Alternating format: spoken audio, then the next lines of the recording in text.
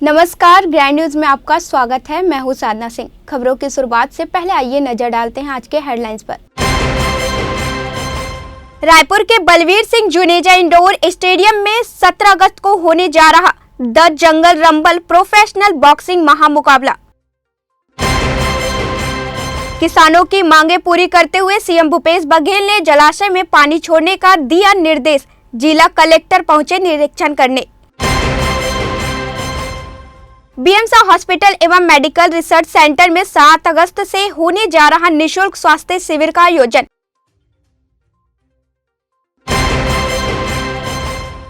दुर्ग जिले के लीटिया चौकी क्षेत्र में सरपंच कौशल निषाद का शव मिलने से मचा हड़कंप। पुलिस कर रही मामले की जांच। अब खबरें विस्तार से। रायपुर के इंडोर स्टेडियम में 17 अगस्त को द जंगल रंबल में मुक्केबाज विजेंद्र सिंह का मुकाबला घाना के एलियासू सूले के साथ होने जा रहा है। इस विषय पर छत्तीसगढ़ ओलंपिक संघ के महासचिव गुरुचरण सिंह होरा ने आयोजन के संबंध में पत्रकार वार्ता लेकर जानकारी दी, तो वहीं मीडिया कॉन्फ्रेंस के जरिए मुक्केबाज विजेंद्र सिंह ने भी पत्रकारों के सवालों के जवाब दिए। मुख्यमंत्री भूपेश बघेल के दिशा निर्देश पर राजधानी रायपुर के इंडोर स्टेडियम में पेशेवर मुक्केबाजी द जंगल रंबल में भारतीय मुक्केबाज विजेंद्र सिंह घाना के इलियासू सूले का सामना करेंगे। इस आयोजन की जानकारी देने छत्तीसगढ़ ओलंपिक संघ महासचिव गुरचरण सिंह होरा ने रायपुर प्रेस क्लब में प्रेस वार्ता ली। इस दौरान छत्तीसगढ़ ओलंपिक संघ महासचिव होरा ने बताया कि 17 अगस्त को बलबीर सिंह जुनेजा स्टेडियम में पहला पेशेवर मुक्केबाजी मुकाबला होगा। स्पर्धा की टिकट की बुकिंग बुक माई शो से 5 अगस्त से प्रारंभ हो जाएगी। 499 रुपए से टिकट प्रारंभ होगी। इस दौरान महासचिव होरा ने कहा कि रायपुर में इस तरह के ऐतिहासिक आयोजन मुख्यमंत्री बघेल के सहयोग से ही संभव हुआ है। देखिए, प्रदेश के यशस्वी मुख्यमंत्री भूपेश बघेल जी, जिनके मार्गदर्शन में, जिनकी सहमति के बाद ये बड़ा शो होने जा रहा है आपके प्रदेश में, जिसमें छत्तीसगढ़ राज्य ओलंपिक संघ इस पूरे आयोजन को कोऑर्डिनेट कर रहा है। और आज आपने विजेंद्र सिंह को देखा होगा लाइव लंदन से। तो 17 अगस्त को यहाँ बॉक्सिंग होगी, जिसमें घाना के सूले जी के साथ इनकी बॉक्सिंग की जो प्रोफेशनल बॉक्सिंग वो देखने को आपको मिलेगा।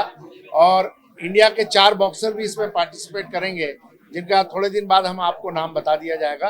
और छत्तीसगढ़ के लिए बहुत सौभाग्य की बात है कि बड़े बड़े आयोजन, पिछली बार सुपर सीरीज में क्रिकेट को देखने मिला, इस बार आपको ये आयोजन देखने को मिला।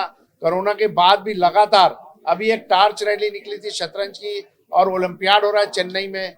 प्रधानमंत्री जी ने उसका उद्घाटन किया है, अनुराग जी ने किया है, मुख्यमंत्री भूपेश बघेल जी ने यहाँ टार्च थाम के उसको रैली के रूप में स्वागत किया है। निसंदेह रूप से छत्तीसगढ़ राज्य में खेलों को बहुत ज्यादा प्राथमिकता मिल रही है, जिसके कारण ये बड़े बड़े आयोजन मिल रहे हैं और इसको छत्तीसगढ़ के खिलाड़ियों को बहुत लाभ होगा। रायपुर प्रेस क्लब के कॉन्फ्रेंस में वीडियो कॉन्फ्रेंसिंग के जरिए जुड़कर भारतीय मुक्केबाज विजेंद्र सिंह ने कहा कि छत्तीसगढ़ में मुक्केबाजी की अपार संभावनाएं हैं। वे पहली बार छत्तीसगढ़ के मुकाबले में शामिल होने आ रहे हैं। वे इस आयोजन के लिए मुख्यमंत्री भूपेश बघेल और छत्तीसगढ़ ओलंपिक संघ के महासचिव गुरचरण सिंह होरा का आभार व्यक्त करते हैं।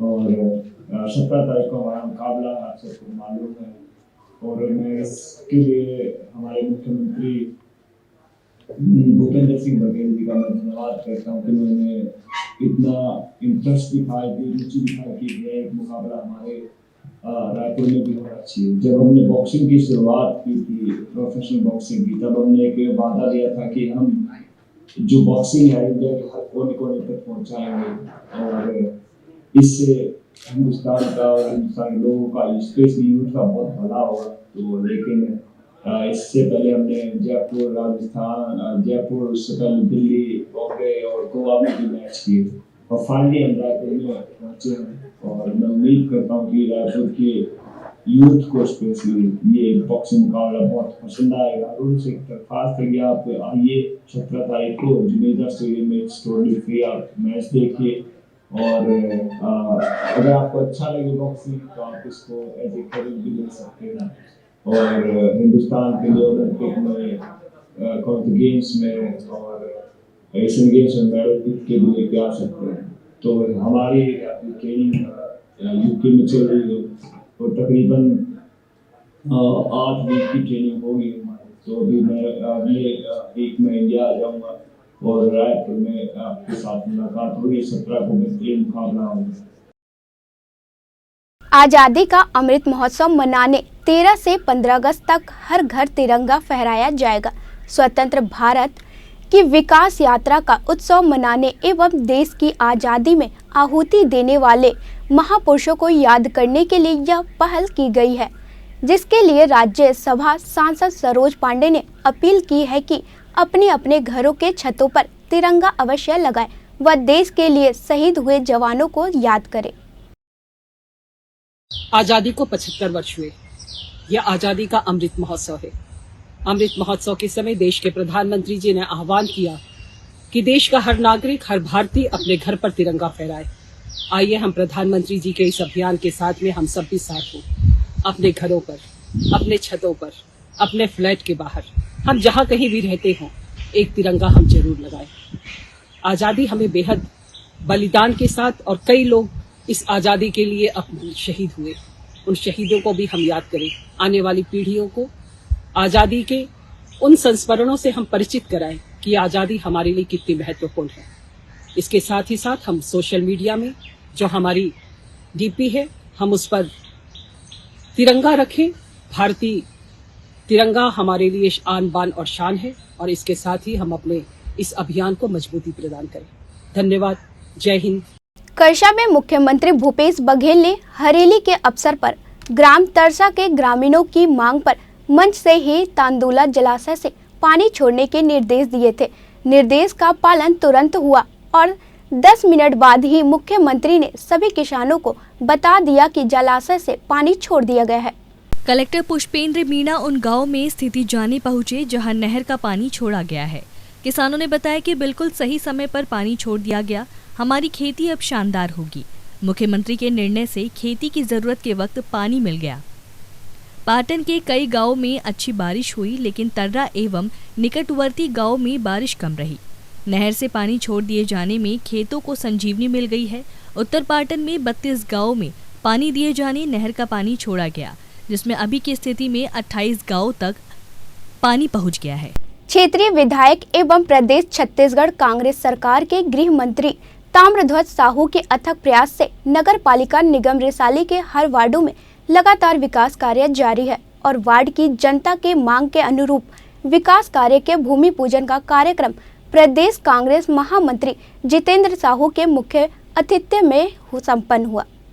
दुर्ग ग्रामीण विधायक एवं छत्तीसगढ़ प्रदेश के गृह मंत्री ताम्रध्वज साहू के अथक प्रयास से नवनिर्मित नगर पालिक निगम रिसाली के प्रत्येक वार्डों में आम जनता की मूलभूत आवश्यकताओं के अनुरूप करोड़ों के विकास कार्य जारी हैं। किसी भी वार्ड में मांग के अनुरूप क्षेत्र के जुझारू विधायक ताम्रध्वज साहू तत्काल संज्ञान लेते हुए स्वीकृति प्रदान करते हुए क्षेत्र की समस्याओं को हल करने के लिए प्रयास रहते हैं।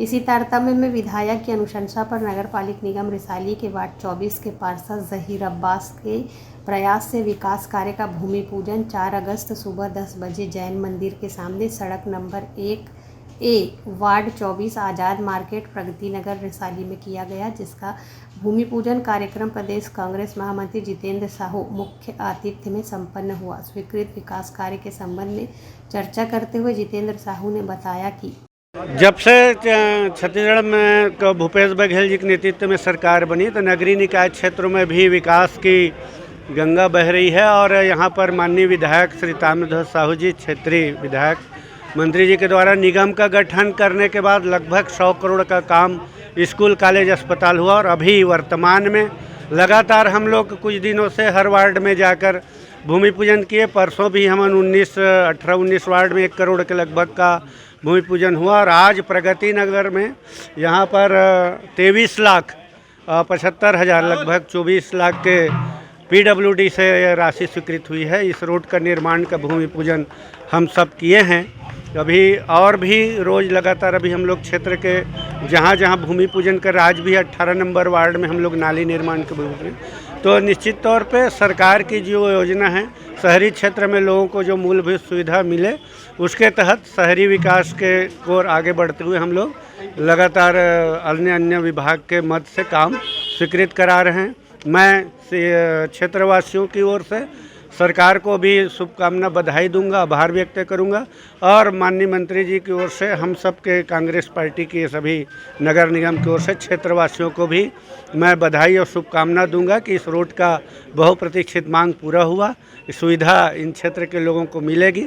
भूमि पूजन के इस कार्यक्रम में निगम सभापति केशव बंछोर, पार्षद जहीर अब्बास, MIC मेंबर अनूप डे, विलासराव बोरकर, छाया पार्षद अमनदीप सोढ़ी, सरिता परगनिया, महिला कांग्रेस के कार्यकर्ता, नवनियुक्त एल्डरमैन और बड़ी संख्या में वार्डवासी उपस्थित रहे। ये बहुत दिन से काम रुका हुआ था यहाँ पर, और यहाँ हमारे पर जैन समाज और बहुत सारे धर्म के लोग हैं जो काफ़ी दिन से अपेक्षा रखते थे, और हमारे मंत्री जी ने जो काम अभी किया यहाँ का जनता के तुरंत कहने पर, और पार्षद महोदय ने जो बहुत मेहनत किया इसके लिए, अवगत कराया मंत्री जी को, और उन्होंने आके तुरंत यहाँ पे विकास पे रोड के ऊपर ध्यान दिए। पूरी पब्लिक खुश है, और ये हम लोग के बाबूजी का एक सोच है कि आदर्श रिसाली बनाना है इसको कैसे भी करके। ये तीन साल में तो हम लोग पूरा कंप्लीट कर देंगे, 5 साल के लिए चुन के आए, लेकिन हम लोग सोचते हैं कि 3 साल के अंदर अंदर इसको आदर्श बनाएंगे रिसाली निगम को। और हम लोग की सोच और हमारे बाबूजी की सोच एक है। बाबूजी का तो सुबह उठते साथ ही हम लोग को ये बोलते हैं कि तुम लोग क्या कर रहे हो, अपने फील्ड में घूम रहे हो कि नहीं घूम रहे हो, जनता के साथ तुम लोग बराबर तालमेल मिला के चल रहे हो कि नहीं चल रहे हो, जनता की क्या क्या परेशानी है, सबसे हम लोग जा के मिलना जुलना, और अब बाबूजी को अवगत कराते हैं, और बाबूजी एक एक काम ला के कराते जा रहे हैं। विकास में भयंकर गति पकड़ी हुई है अभी, हर वार्ड में कुछ न कुछ विकास चले आ रहे हैं, और ऐसे ही चलते रहे।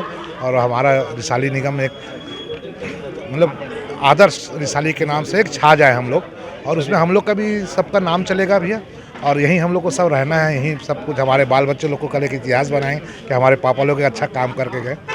और बस ये अपेक्षा जनता से भी रखते हैं कि हमारी कांग्रेस को अच्छे भारी मतों से विजयी बनाएं, हमें साहू जी को विधायक फिर से चुनाया जाए, और अच्छे वोटों से एक तरफा इनको चुनाव जिताना है। और ऐसे, और सबसे पहले तो इस उम्र में बाबूजी इतना मेहनत करते हैं हमारे कि वो सोचने लायक काबिल है। ये 75 ईयर्स में भी सुबह से उठ के वो भाग दौड़ हर मीटिंग में जाना, हर जगह जाना, अटेंड करना, सबके साथ तालमेल मिला के चलना, सब सलाह देना, और उन्हीं के मार्गदर्शन में हम लोग काम कर और करते रहेंगे भैया। और एक नंबर में लाना है रिसाली नगर निगम को, आदर्श निगम बनाना है भैया। आज़ाद मार्केट प्रगति नगर क्रॉस स्ट्रीट नंबर 1 में रखा गया था, जिसमें मुख्य रूप से हमारे प्रदेश कांग्रेस के महामंत्री जितेंद्र साहू जी उपस्थित थे, और हमारे रिसाली नगर निगम के सभापति केशव बंछोर जी और अनूप डे जी MIC, और मुख्य रूप से कांग्रेस के सभी सम्मानित गण यहाँ पे उपस्थित रहे, और हमारे वार्ड के लगभग सभी लोग यहाँ पे उपस्थित होकर भूमि पूजन में भरपूर सहयोग किया। और बहुत खुशी की बात है कि हमारे वार्ड में ये कम से कम 30 सालों से इस रोड का काम नहीं हो पा रहा था। मैं इसके लिए माननीय मंत्री जी, हमारे क्षेत्रीय विधायक ताम्रध्वज साहू जी को, और आपके चैनल के माध्यम से जितेंद्र साहू जी को, और हमारे प्रदेश के जो भी नेता हैं जो हमारे इस रोड को बनाने में हमारी सहयोग किए, उसके लिए मैं सबका आभार व्यक्त करना चाहूँगा अपने वार्ड की तरफ से। ग्रैंड न्यूज़ के लिए निगम क्षेत्र रिसाली से वैभव चंद्राकर की रिपोर्ट। भिलाई के बीएमसा हॉस्पिटल एवं मेडिकल रिसर्च सेंटर की पहल से 7 अगस्त रविवार को सुबह 10 बजे से निःशुल्क शिविर का आयोजन किया जा रहा है। इस विषय में बीएमसा हॉस्पिटल प्रबंधन से मिली जानकारी के अनुसार सभी को अच्छे स्वास्थ्य का लाभ मिल सके, इस उद्देश्य को ध्यान में रखते हुए यह विशेष शिविर का आयोजन किया जा रहा है, जिसमें श्वास रोग, फेफड़ा रोग, वायरल फीवर, धूम्रपान, सांस की एलर्जी, छाती रोग, सर्दी खांसी, सांस फूलना, अस्थमा जैसे विभिन्न रोगों से संबंधित अन्य बीमारियों के उपचार हेतु निःशुल्क शिविर का आयोजन किया जा रहा है। वहीं इस शिविर का लाभ प्रत्येक व्यक्ति ले सकते हैं और संबंधित रोगों का उपचार भी करा सकते हैं। बता दें कि बीएमसा हॉस्पिटल एवं मेडिकल रिसर्च सेंटर आम जनता के हित में समय समय पर स्वास्थ्य शिविर आयोजित करते रहे हैं, जिसका लाभ क्षेत्र की जनता को मिलता रहा है। इसी क्रम में एक बार फिर से 7 अगस्त को आम जनता के हित को ध्यान में रखते हुए विशेष शिविर का आयोजित किया जा रहा है। ठेकेदारों के साथ मतभेदों को लेकर दुर्ग स्टेट वेयर हाउस में लगभग 110 हमाल बीते सोमवार से हड़ताल पर बैठे हैं। लगभग 40 से 45 वर्षों से करते आ रहे काम। इस मामले में हमालों का कहना है इसी से हमारा और हमारे परिवार का भरण पोषण व बच्चों की पढ़ाई लिखाई सभी कुछ इसी पर निर्भर है। इतने वर्षों में आज तक हमारे द्वारा कोई शिकायत का मौका नहीं दिया गया। इस मामले में हमालों के मुकदम कांता प्रसाद जायसवाल ने कहा कि अब जुलाई 2022 में नागरिक आपूर्ति निगम के द्वारा नियुक्त हमाल ठेकेदार द्वारा हिंदू फर्म के नाम से ठेका लिया गया है। हिंदू युवा मंच के प्रमुख गोविंद राज नायडू एवं नागरिक आपूर्ति निगम के अधिकारी भी इनके साथ मिलकर अभद्र व्यवहार और मारपीट कर भगा देने की बात कहकर और अपने बाहरी हमाल से कार्य करा लेने की धमकी दी जा रही है। इस स्थिति में हमारा और हमारे परिवार का क्या होगा। स्टेट वेयर हाउसिंग में लगभग 110 हमालों के द्वारा हमाली का कार्य किया जा रहा है। ऐसे में हम और हमारा परिवार सड़क पर आ जाएंगे। अगर ऐसी स्थिति बनी तो हम हमारे पूरे परिवार व बच्चों सहित स्टेट वेयर हाउस के गेट पर बैठ जाएंगे और इसका पूरा जवाबदार नागरिक आपूर्ति निगम और प्रशासन की होगी। दुर्ग जिले की वेयर हाउसिंग कॉरपोरेशन की गोडाउन्स में जो पीडीएस का काम नागरिक आपूर्ति निगम के द्वारा कराया जाता है, पिछले 1.5 वर्षों में ठेका हुआ है जो 12 माह में ख़त्म हो जाता है। 3 माह डिले होने के बाद जब अब ये ठेका हुआ है, पूरे ज़िले की गोदामों के लिए हुआ है, जिसमें पीडीएस की लोडिंग और लोडिंग का काम ठेकेदार के माध्यम से कराया जाना है। इस ठेकेदारी प्रथा में पिछले 40 वर्षों से ये श्रमिक सभी गोदामों में गोदाम निर्माण वर्ष से लगातार काम करते चले आ रहे हैं। अब अभी जिस ठेकेदार को इन्होंने अनुबंधित किया है, उस ठेकेदार का कहना है कि इन श्रमिकों को मैं काम नहीं दूंगा, अपने बाहर से श्रमिक ला करके मैं काम करवाऊंगा। तो ये 40 वर्षों से जो श्रमिक काम कर रहे हैं, ये कहाँ जाएंगे? और पीडीएस का काम इतना संवेदनशील काम है, आपको पता है कि पिछले 2 साल जो कोविड का बीता है, इस कोविड कार्यकाल में इन श्रमिकों ने समूह, ये क्योंकि समूह के रूप में काम होता है मतलब हमाली का, तो समूह के रूप में इन्होंने काम किया। शासन प्रशासन का, आमजन का, सरकार का इन्होंने भरपूर साथ दिया। इस कोविड की महामारी में जो अपने बाल बच्चों के भविष्य को दांव में लगा के, अपनी ज़िंदगी को दांव में लगा करके काम शासन का किया है, ऐसे श्रमिकों के साथ शासन अगर न्याय नहीं करेगी तो कौन करेगा? ठेकेदार तो अपने स्वार्थ में आकर के कुछ दिन काम करेगा और चला जाएगा। वह हेमाली टेंडर के विषय में आज कलेक्टर जी ने 12 बजे का समय दिया है। आज मीटिंग है और कलेक्टर जी ही आज फैसला करेंगे। अगर फैसला नहीं हो पाया ठेकेदार और हेमाल के बीच में, तो ये जो सोमवार से जो धरना चालू है, वो धरना चालू रहेगा ही। तो अभी पूरी तरह से काम बंद है? अभी पूरे दुर्ग जिले में पूरे काम बंद है। नागरिक आपूर्ति निगम का जो भी कार्य है वो सभी कार्य बंद है। कितने यूनिट आते हैं जहाँ पे काम करते हैं? कितने यूनिट? छत्तीसगढ़ में दुर्ग जिले में अपन कम से कम 600 हमाल कार्य करते हैं। कितने जगहों पे काम बंद है? हाँ, हाँ, कितने जगहों पे काम बंद है? दुर्ग है, एक पाटन है और करंजा भिलाई है, हथखोज है, कोड़िया है, धमधा है। ग्रैंड न्यूज़ के लिए दुर्ग से नवीन दिल्लीवार की रिपोर्ट। दुर्ग जिले के लेटिया चौकी के ग्राम डोड़की और शिव कोकड़ी के प्रतिनिधित्व करने वाले सरपंच कौशल निषाद का अपने आपसी किसी जातीय दुश्मनी के चलते हुई हत्या। आपको बता दें, सरपंच का लाश गांव के आमनेर नदी में फेंक दिया गया था। सूत्र से मिली जानकारी के मुताबिक घर वालों के बताने से पता चला है कि सरपंच कौशल निषाद 11 बजे नहाने के लिए नदी के तरफ गया था, लेकिन अधिक समय होने पर जब कौशल घर नहीं पहुंचा तो घर वालों के द्वारा नदी के पास जाकर देखा गया तो वहां पर कौशल नहीं था, केवल उसका कपड़ा और चप्पल ही देखा गया। बेमेतरा जिला के महिला एवं बाल विकास अधिकारी के पास साझा क्षेत्र से आए हुए आंगनबाड़ी कार्यकर्ताओं ने आवेदन देकर रखी अपनी समस्याएं। कई जगह आंगनबाड़ी केंद्र जर्जर हो चुके हैं, जिससे दुर्घटना की आशंका बनी हुई है। साथ ही नानघाट क्षेत्र की आंगनबाड़ी कार्यकर्ताओं को एरियर्स का भुगतान नहीं हुआ है।